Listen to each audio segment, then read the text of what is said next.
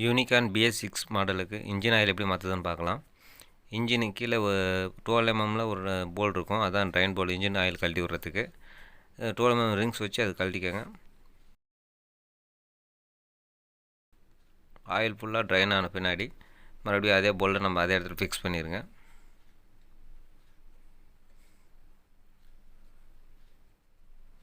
மீடியமாக டைட் வச்சுக்கோங்க, இல்லைனாக்கா இன்ஜின் கேஸில் இருக்கிற மரம் போயிடும். டைட் வச்சாச்சு. இப்போ ரைட் சைடு கிளச்சி கேஸ் டாப்பில் பார்த்தீங்கன்னாக்கா டிப்ஸ்டிக்னு ஒன்று கொடுத்துருப்பாங்க.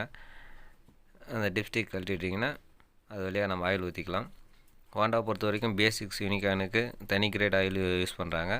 அந்த நீங்கள் ஜெனின் ஆயிலே வாங்கி ஊற்றியாங்க, அதுதான் இன்ஜினுக்கு ஸ்மூத்னஸ் கொடுக்கும்.